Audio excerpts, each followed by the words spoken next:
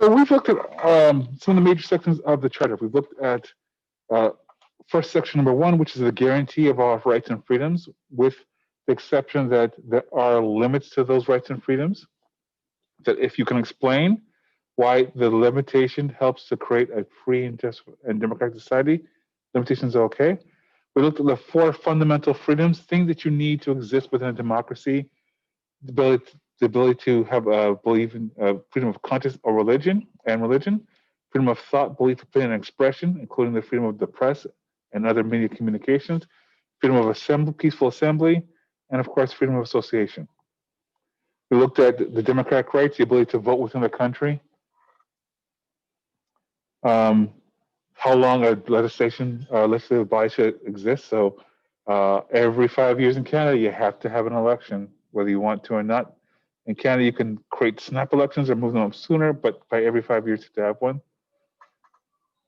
How many times the Parliament should sit, and the ability for people to leave in Canada, return to Canada, move freely within Canada without subject rule.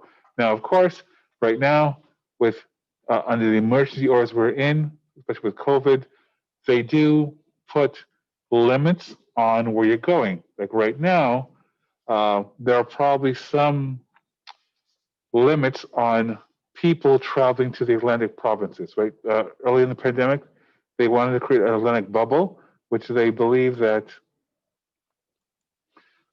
people should be able to, in the Atlantic provinces, just sort of exist without people coming in and out. Now, again, it's hard to track, but that's an example of putting limits on people traveling to parts of the country.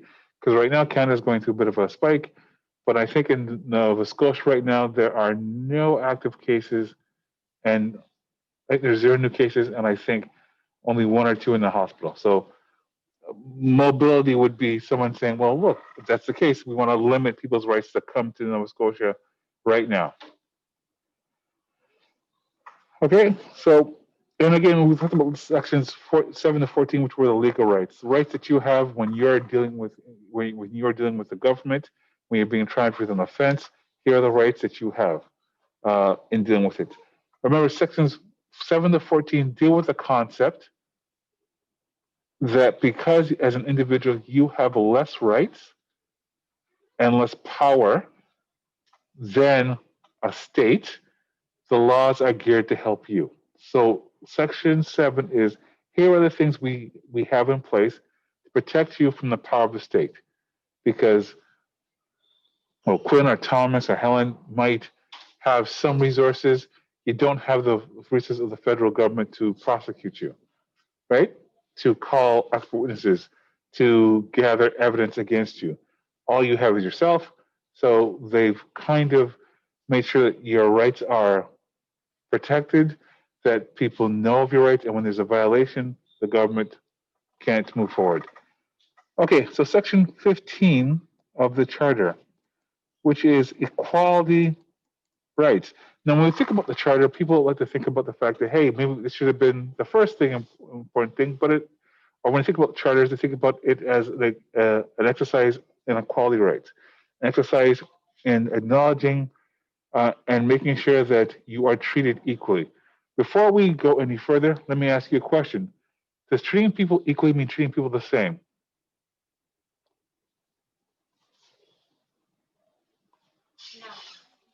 Right, it does not. Because the idea is you want to create equal opportunity and equal access. And because of racial, gender, uh, sexual orientation, religion, creed, culture, we have in Canada have an unbalanced system. And in order to address those issues, uh, you have to treat people differently in different situations because you want to create the equality of opportunity and ability to do things, right? Someone always put it best. It's as if you took a race, right? And someone gets a 150-year head start, right? And then you start the race, and the person who has the 150-year back there also has to run with a heavy backpack full of rocks. To expect those two people to be treated the same is not going to happen. that you have to sometimes create equality in order to enforce the policy. Justin Trudeau's done some really scummy, really bad things. One of the things he did do that I agree with when he said, I'm going to make half my parliament women, people got upset. And he said, why? He goes, it's 2016. So at the time. And his argument was that, look, if I don't make this a rule or do it physically, you're not going to get it done. Because the argument is if you don't create opportunity and create space, people will not hand it to you. Okay, so here's an example of Section 15. Equality before the law and equal protection and benefit of the law. Every individual is equal before and under the law and has the right to equal protection and equal benefit of the law, without discrimination and, in particular, without discrimination based on race, national or ethnic origin, color, religion, sex, age, mental or physical disability. Now, when you look at this was designed in 1982. There are some things that are missing here. What are some groups that are missing?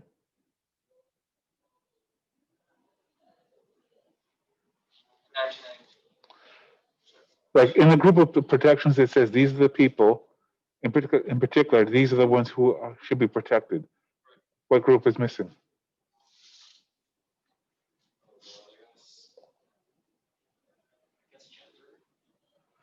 Well, yeah, it does say. Yeah, it doesn't. Whoa, does this not say gender? Right, right. So it says sex. It doesn't say sexual orientation. Right.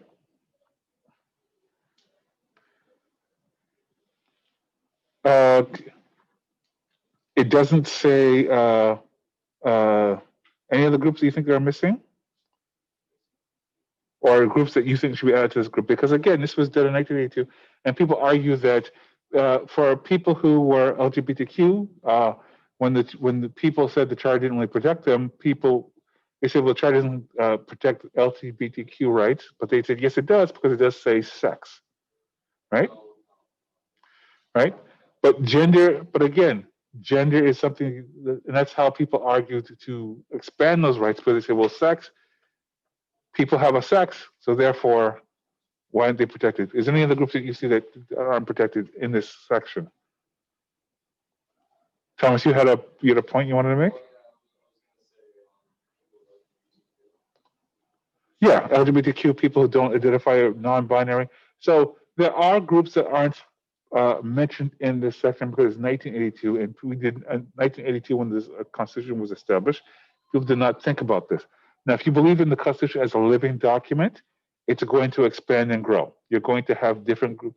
You're going to have groups added to this, right? And you use certain areas to intersect, to first put yourself in there, and then the idea is that it expands towards you. So those who are LGBTQ use sex as a way to say it does include us, because sex is, right? Whether you are non-binary or not, people do have a sex. We want to get in there, right?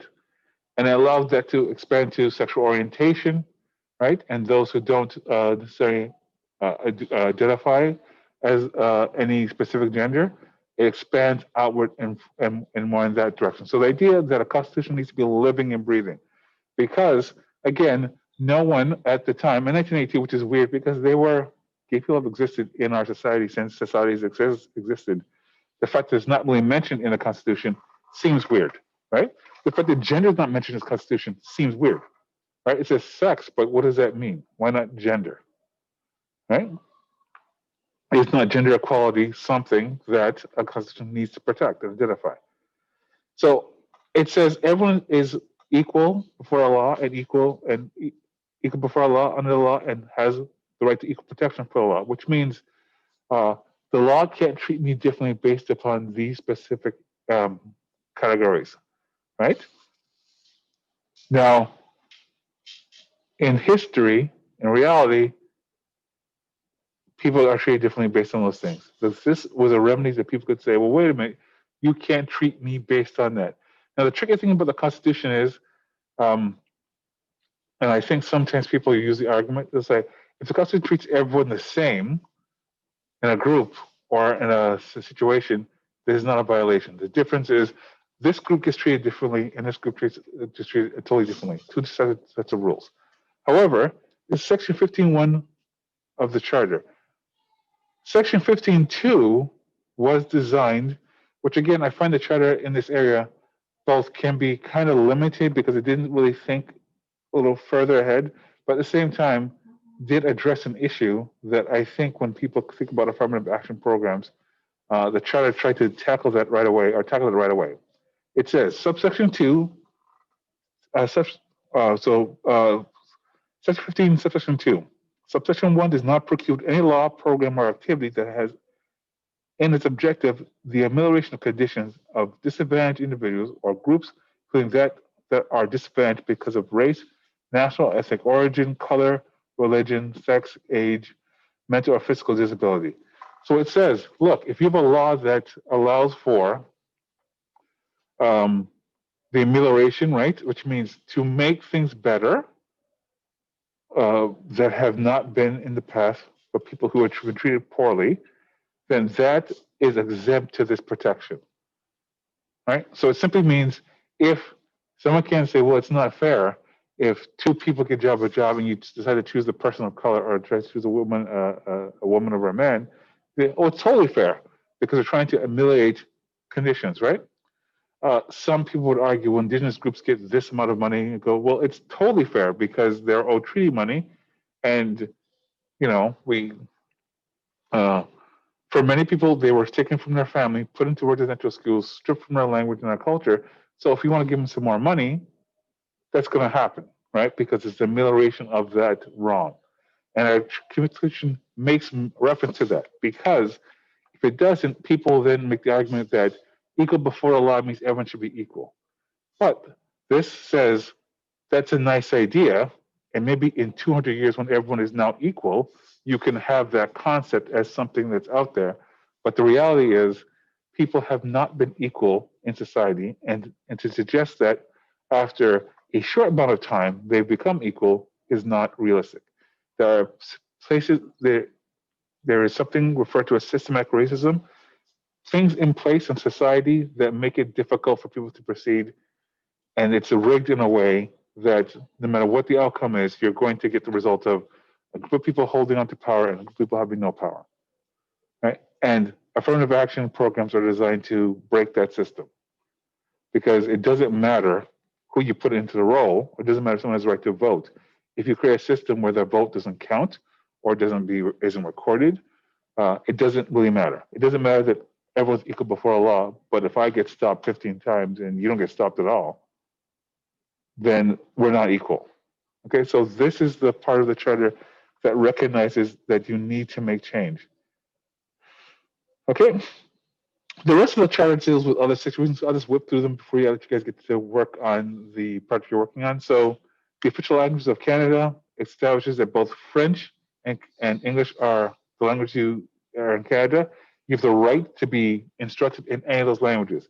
So if Quinn gets sent to jail and Quinn says, I want to be spoken to in French,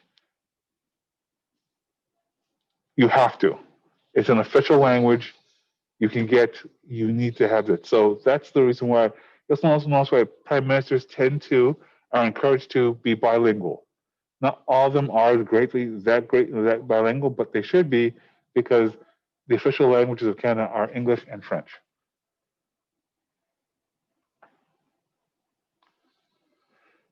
Then it talks about English-French committees in New Brunswick, and what role they have in the legislature. Presenting Parliament, that you have the right to have it in English and French. So it talks a lot about parliamentary statutes and records, so English and French. Right, so the charter says that we're supposed to have both of those two things when dealing with government. Again, more to established courts, again, English and French. Communication with the public and federal institutions have to be both English and French. So it's just establishing as a official language, you have to give it. Right, so you cannot just put it aside. And it talks about minority rights in education, that you have the right, if you're a French speaker, to be taught in that language. We see this a lot in sort of French immersion schools where if I'm a French speaker and I live in Ontario and I want to learn French, I might get the first crack at the French immersion schools because my language minority rights. I'm not going to go over the rest of this stuff, but I want to mention a couple of things. So Section 24 is enforcement of guaranteeing rights, which means it establishes that the charter is the way, or there's a process in which, if your rights are violated, how you would proceed upward. You don't go to the Supreme Court right away when your rights are violated. You go to lower appellate courts, and if they make a decision in your favor, you can stop. However, if they make a decision that you don't agree with, and you can argue there's been a mistake or a mistake in their logic or their interpretation of law, it can be moved up to the other courts. The Supreme Court being the highest court in Canada, which means once they make the decision, that's it. It's final. Can't do anything about it.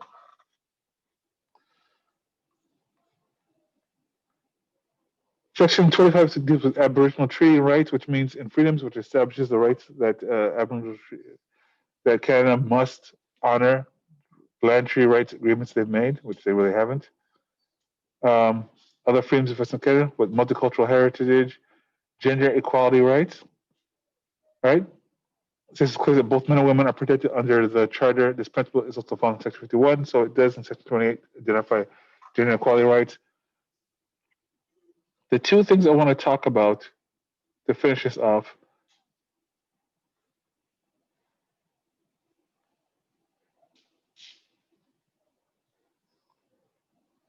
are Section 33, which is a very important part of our Constitution. Section 33 is called the notwithstanding clause, right? And basically, what it simply means that we have created this thing in our system, something that some people like and some people say it's dangerous. Notwithstanding clause simply says that once the court makes a decision, right? Let's just say there was in Canada, we did not allow men and women to be educated in the same area, right? We said men should be educated separately from women. That was how it is. That's going on. And let's say we go to the Supreme Court and the court says, nope, you're treating people groups differently. You're giving men more access to certain things, women not. It is gender bias. It's unconstitutional. It's over. It ends now. In Canada, what you can do is that a government could say, well, we need time to institute this law, right? So they can set aside the decision of the court for up to 5 years is a notwithstanding clause. Now, this is something that lots of provinces may threaten to do, but don't really do it because it's like using the nuclear option.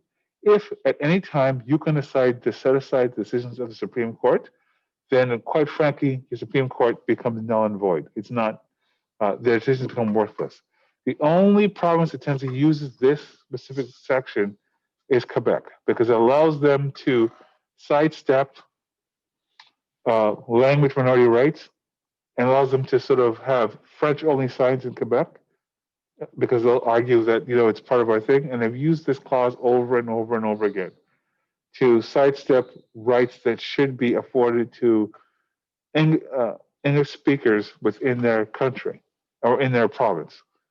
So I think when they were going to make a decision on the ability for the provincial government to control how many seats are available in municipal government, Doug Ford said, if I don't get the decision I want, I may use Section 33, which means I might overturn it or set it aside to do what I want. So it's something that's there, and it's done because it says, look, we have to be aware that maybe making these large changes in society could require time, and you have to give the government opportunity to sort of find some way to make the changes that address the legal issues. So we say, well, you can set aside it to move towards it, but it also becomes something that lots of provinces don't want to do, because if you do that, you make your constitution invalid. Anytime you can say, the government could say, well, I don't really agree with it, I'm setting aside your decision, you're not giving the federal government its power, or giving the judiciary its ability. Remember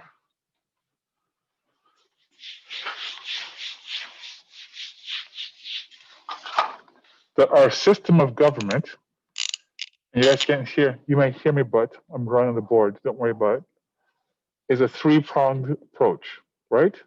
You have the legislative,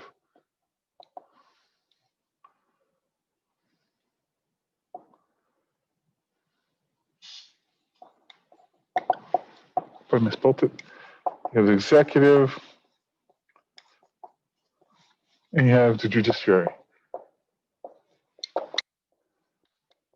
In a democracy, no one branch is over the other, right? They have to be in balance with one another, right? They're checks. So this deals with the administration of law. They create laws.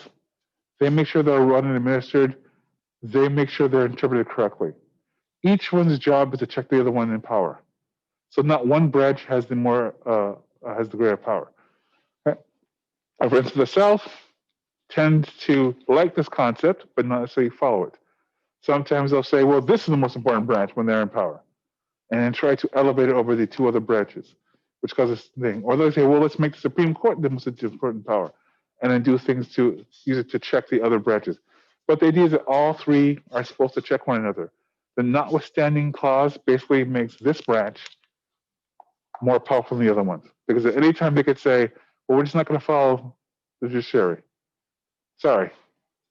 So it's a very dangerous part of the Constitution. Some people would want it gone because it says it just doesn't really make sense. You can't have a referee in a game and then in that game say, well, I don't like your decision, ref, so we're going to ignore it. Right? If we're going to have if their job is to be apolitical, which means they're not political, they're not elected upon, they're given a job to interpret the law, then you got to trust they're going to interpret in a way that's beneficial for everybody. Okay, I'm going to stop this recording. Does anyone have any questions before I stop this? Yeah. The Section 33, they wrote it in. They wrote it in because they wanted to address, well, first off, remember in Canada you have Quebec, you have French and English tensions.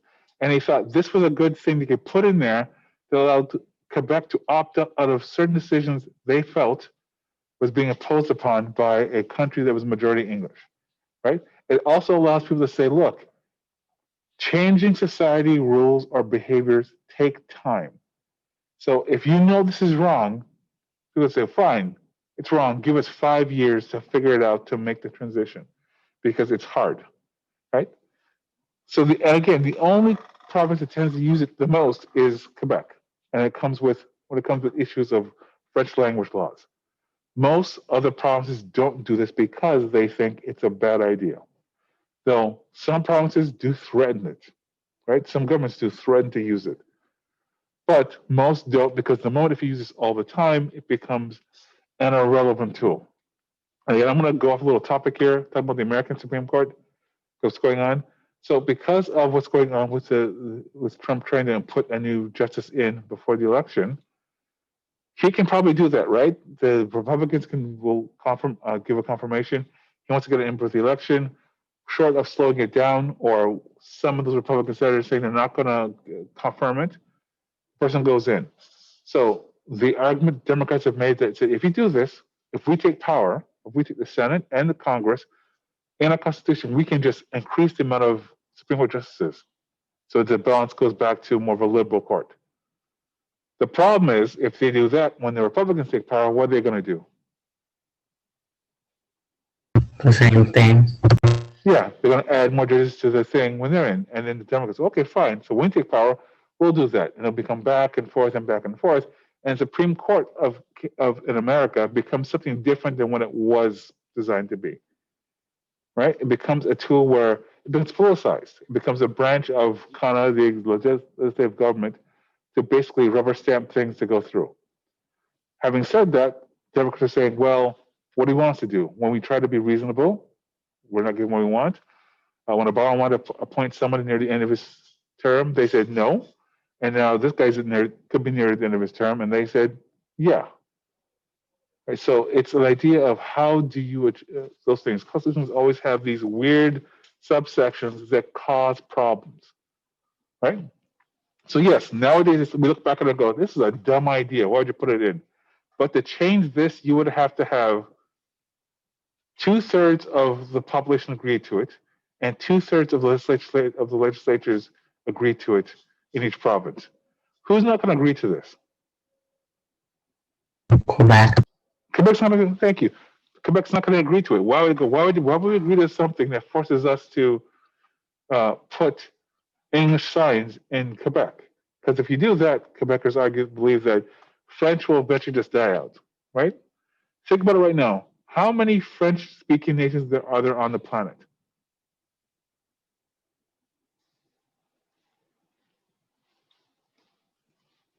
Can we name them? Who speaks French on planet Earth? People in Quebec and France only. Belgium. Where else? Some parts of Africa. Switzerland, right? When you think about languages, is French like it's rising or in decline? Is French a language rising or in decline? What would you say about language? Right. How many people speak English on the planet? A large part of the population. Now, if you talk about how many people speak traditional Chinese or Mandarin, that's whoa, right? Or Hindi. Like there are other languages that are just as big, but people aren't speaking French as much anymore, right? And Quebecers are worried about the fact that if you've got people immigrate to Quebec who are non-French speaking, right, who go to schools and are learning sign languages, within a couple of generations, people stop speaking French. Think about if you speak a different language at home, right? Within a generation or two, it's gone, right? If I spoke Japanese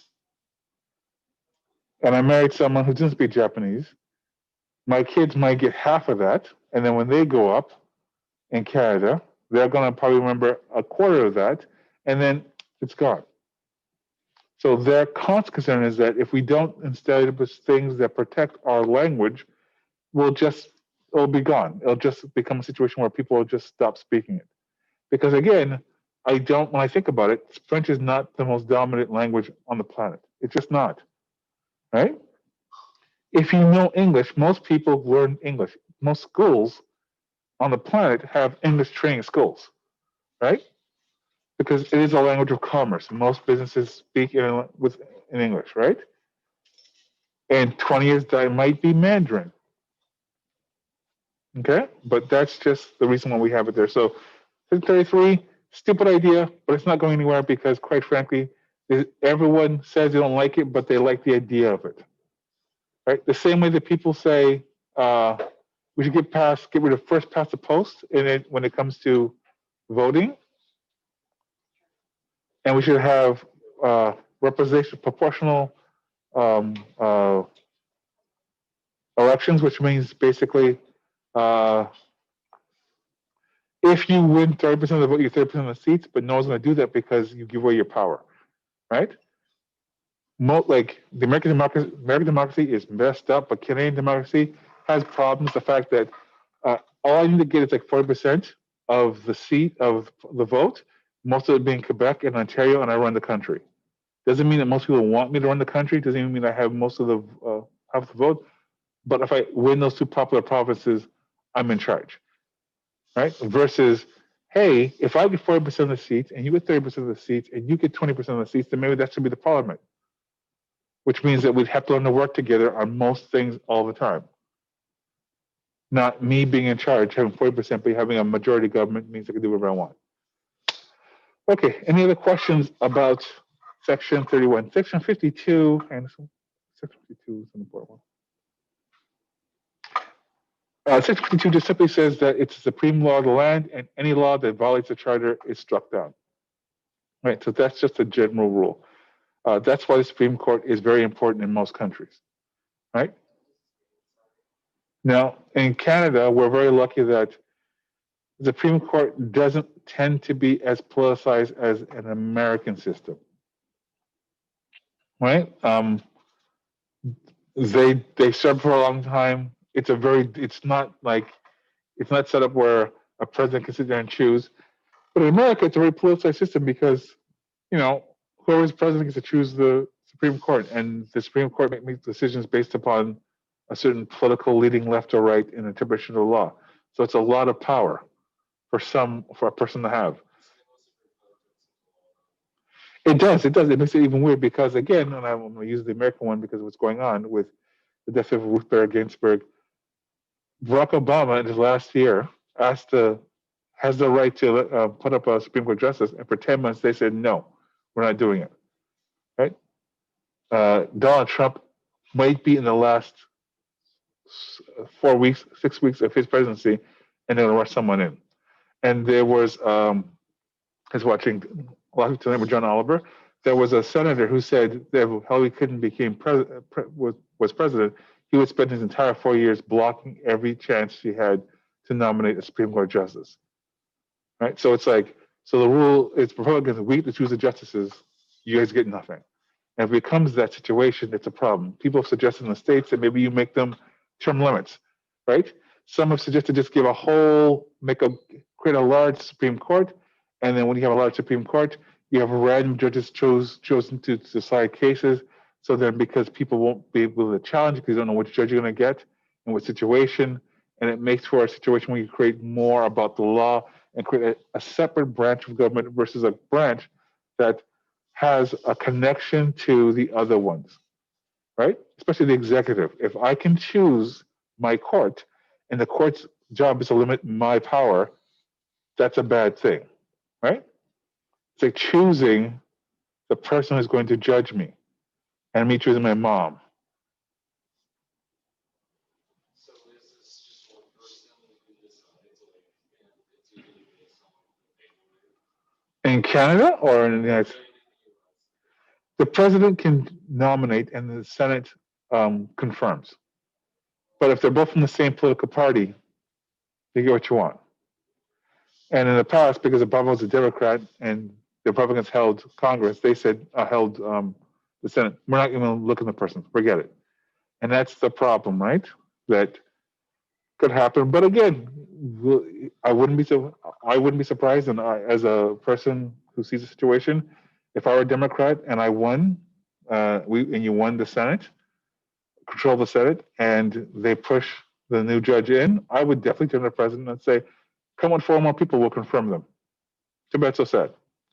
Because oddly enough, in the American system, there is this move away from norms, and because no one's playing by the rules, I wouldn't. That's just me being,